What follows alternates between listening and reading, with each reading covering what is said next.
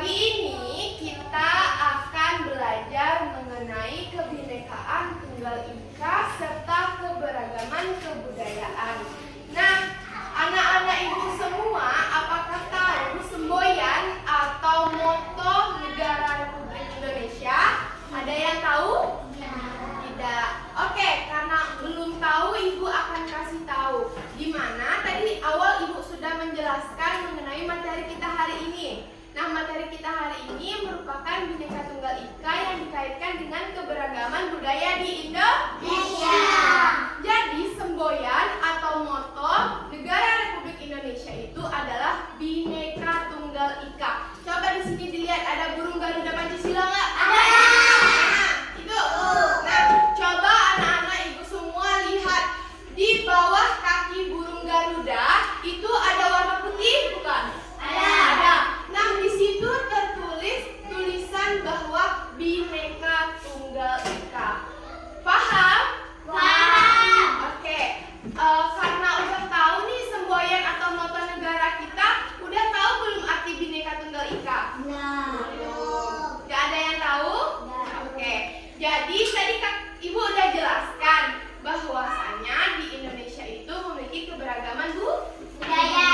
Maka dari itu negara kita perlu yang namanya moto pemersatu bangsa, yang artinya Bhinneka Tunggal Ika ini memiliki arti walaupun berbeda tetapi tetap satu atau sama. Ibu mau nanya, coba dilihat, ibu kan dari Kepulauan Riau. Nah, anak-anak ibu semua berasal dari mana? Cantika asalnya dari mana? Dari Riau. Dari mana? Ada yang di luar Riau? Riau semua. Berarti ibu sendiri nih yang luar dari Riau. Nah, jadi kita berbeda bukan? Berbeda. Tempat tinggal kita berbeda bukan? Berbeda. Bahasa kita berbeda bukan? Berbeda. Pakaian adat kita berbeda bukan? Berbeda. Nah, maka dari itu perlunya semboyan pemersatu bangsa. Oke. Sebelum kita lanjut materinya, ibu mau memperlihatkan video mengenai arti Bhinneka Tunggal Ika. Anak-anak ibu semua tolong simak videonya dengan baik. Nanti ibu tanya apa isi dari videonya, oke? Oke. Tunggal berarti satu dan ika berarti itu. Sehingga secara harfiah Bhinneka Tunggal Ika artinya beraneka ragam itu satu atau berbeda-beda tetapi satu juga. Semangat negara kesatuan untuk menyatukan wilayah Nusantara sebenarnya sudah ada sejak zaman kerajaan. Karena di Indonesia ada 17 ribuan pulau yang dipisahkan oleh lautan. Karena terpisah-pisah, budaya dan suku tersebut sulit untuk menyebar dan bercampur. Akibatnya, suku dan budaya yang unik berkembang di daerah atau pulaunya masing-masing. Karena ada banyak sekali pulau di Indonesia, ada banyak sekali suku dan budaya yang terbentuk. Suku dan budaya yang berkembang di Indonesia juga dipengaruhi oleh budaya asing yang dibawa oleh para penjajah serta para pedagang yang berasal dari Arab, Gujarat, Cina, dan India. Selain memengaruhi budaya, mereka juga menyebarkan agama. Apa contoh keberagaman suku dan budaya yang ada di Indonesia ya? Setiap daerah memiliki keunikan budayanya masing-masing, mulai dari rumah adat, makanan tradisional, pakaian tradisional, musik, lagu, sampai upacara adat. Contoh rumah adat adalah rumah Gagang dari Sumatera Barat dan Joglo dari Jawa Tengah. Rumah adat biasanya melekat dengan nilai-nilai leluhur. Contoh makanan tradisional antara lain kerak telur dari Jakarta, ayam betutu dari Bali, dan gudeg dari Jogja. Setiap makanan tradisional mengandung sejarah, nilai-nilai budaya, dan filosofi hidup yang dianut oleh masyarakatnya. Contoh pakaian tradisional adalah kebaya dari Jawa dan ulos dari Sumatera. Pakaian tradisional biasanya digunakan pada saat acara tradisi, upacara adat, dan acara pernikahan. Contoh alat musik tradisional adalah keroncong, angklung, dan gamelan. Contoh lagu tradisional adalah Ayam dan Makan dari Sumatera Barat dan Gundul-Gundul Pacul dari Jawa Tengah. Lagu daerah biasanya mengandung makna, nilai, petuah, dan filosofi hidup masyarakatnya. Contoh upacara adat adalah ngaben di Bali dan sedekah bumi di Jawa. Upacara diyakini membawa manfaat bagi masyarakat yang melaksanakannya. Wah, Indonesia sangat kaya dan beragam ya. Sebenarnya masih ada loh ribuan keunikan budaya lain di Indonesia. Bangganya jadi orang Indonesia. Ada Majapahit, yaitu ketika Mahapati Gajah Mada mengucapkan Sumpah Palapa. Lalu dari mana semboyan Bhinneka Tunggal Ika muncul? Semboyan ini muncul jauh sebelum Indonesia merdeka, yaitu sekitar abad ke-14. Kutipan Bhinneka Tunggal Ika terdapat dalam Kakawin Sutasoma karangan Empu Tantula yang ditulis menggunakan bahasa Jawa kuno dengan aksara Bali. Saat Indonesia sedang memperjuangkan kemerdekaan, semboyan Bhinneka Tunggal Ika diusulkan pertama kali oleh Muhammad Yamin dalam sidang BPUPKI 1. Akhirnya pada tahun 1951, semboyan Bhinneka Tunggal Ika resmi ditetapkan sebagai semboyan negara. Semboyan Bhinneka Tunggal Ika juga dimasukkan pada lambang negara Burung Garuda Pancasila yang dirancang oleh Sultan Hamid II dari Pontianak. Kaki burung Garuda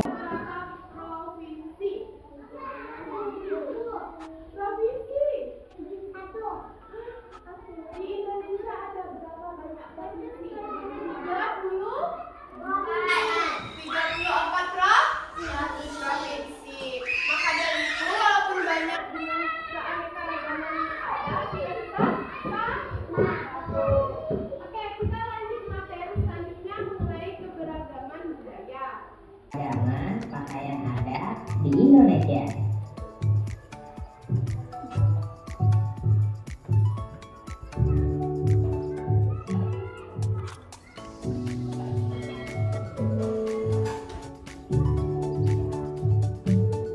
Hai, apa kabar? Semoga kalian semua dalam keadaan sehat dan selalu bersemangat untuk belajar. Bertemu lagi di channel Pustaka. Kali ini kita akan mempelajari tentang keragaman pakaian adat di Indonesia. Mari kita simak penjelasannya. Perbedaan kondisi geografis di wilayah Indonesia mendorong berkembangnya pakaian adat. Bagi bangsa Indonesia, pakaian adat termasuk salah satu kekayaan budaya. Penduduk daerah biasanya mengenakan pakaian adat dalam peringatan atau peristiwa atau acara tertentu. Contohnya, pakaian adat dikenakan saat acara pernikahan atau tradisi adat daerah setempat. Di beberapa daerah, pakaian adat dikelompokkan sesuai kedudukan atau status pemakainya dalam masyarakat. Contohnya, pakaian raja, kepala suku atau bangsawan berbeda dengan pakaian adat rakyat biasa. Apa saja nama pakaian adat di Indonesia? Berikut ini contoh beberapa pakaian adat di Indonesia.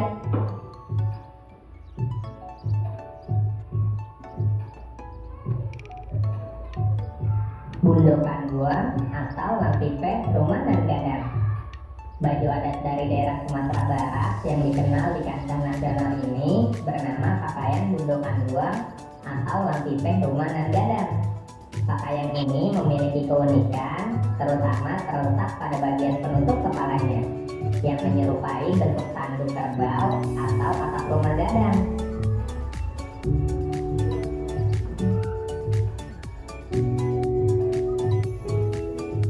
Ulot dari Sumatera Utara.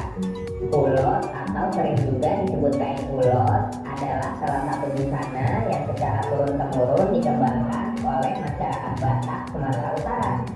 Dari bahasa asalnya, ulot berarti kain. Ulot mempunyai ciri khas berupa motif garis yang menggambarkan burung atau binatang yang tersusun rapi, yang merupakan simbol sistem sosial masyarakat Batak.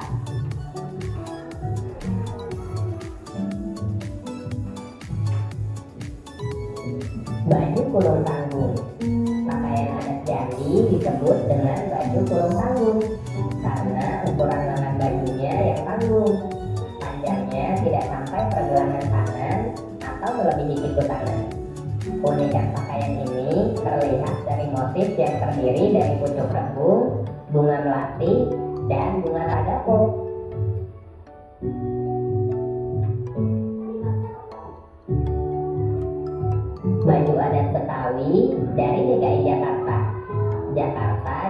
memiliki pakaian adat yang wajib kamu ketahui. Perpaduan dari berbagai budaya, mulai dari Jawa, Melayu, Barat, hingga Arab, menjadikan baju adat Betawi memiliki nilai seni yang begitu tinggi. Untuk cirinya berupa kebaya encing bagi wanita, sementara laki-laki mengenakan jas hitam dengan kain batik yang dililitkan di pinggang.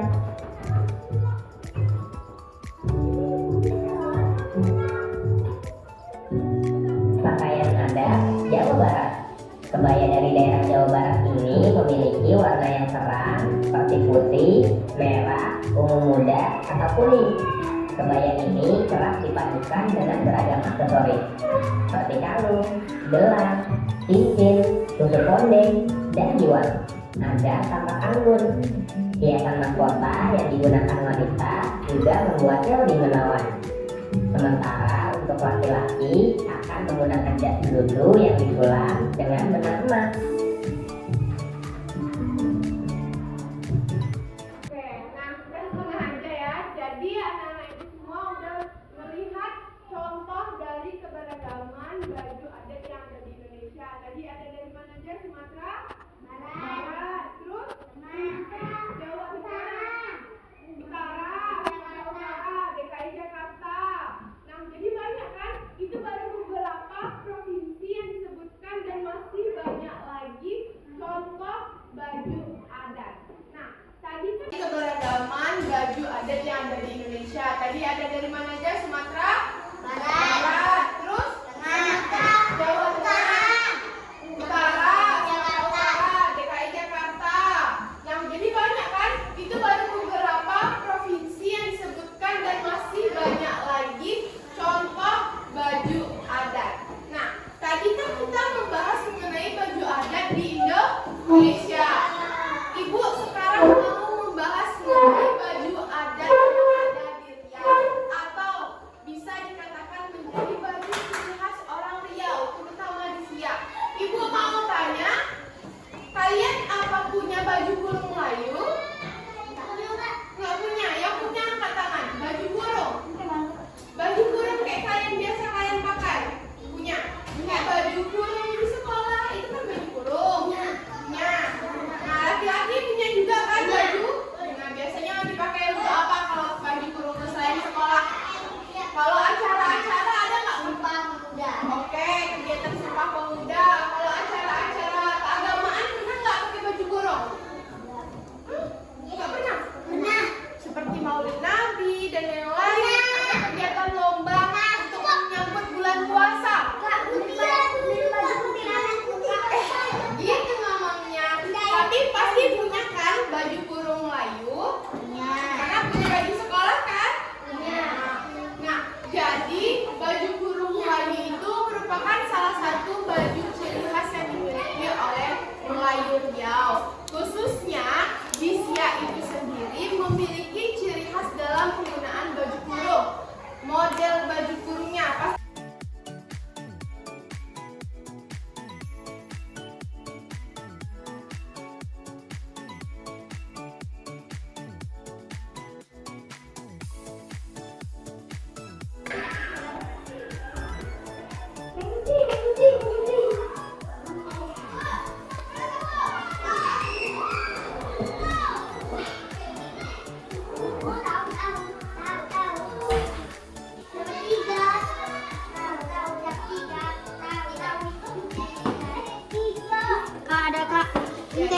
Tengok ya. Oke. Udah? Masing-masing udah dapat kartunya? Jadi kakak masih. Jadi ibu cari kasih contoh kayak gimana kalian nyebutinnya. Di sini ibu ada 2 kartu. Kalian jangan buka dulu ya. Nah, di sini ibu ada 2 kartu. Jadi kalian sebutkan nama daerahnya dan tulisan yang berwarna merah saja. Jadi contohnya dia dapat kartu asal dari Jambi, di mana keterangannya itu menuliskan pakaian adat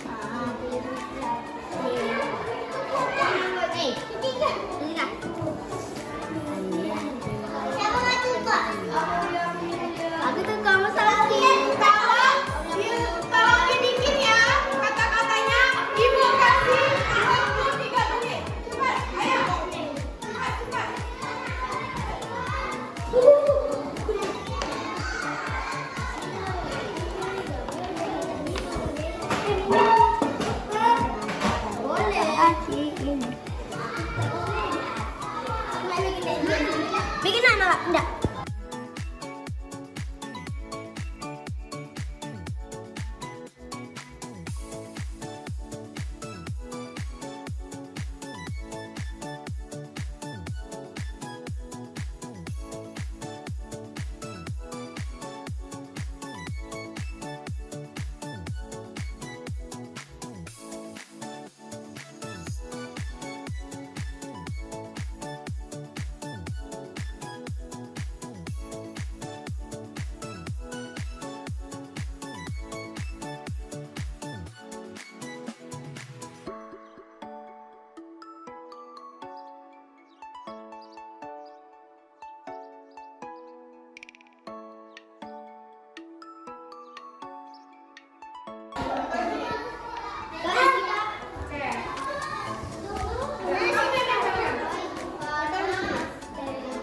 Siapa lagi yang belum? Ayo Arka.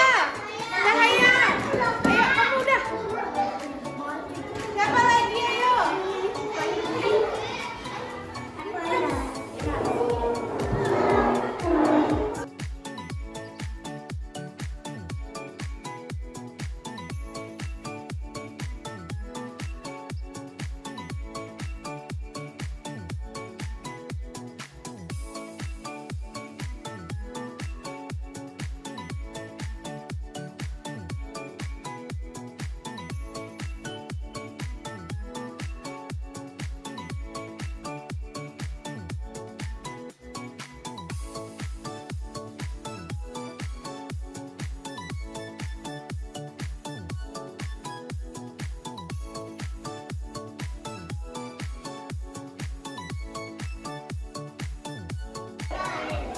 Kita sudah sampai di akhir pembelajaran. Sebelum Ibu tutup, Ibu buka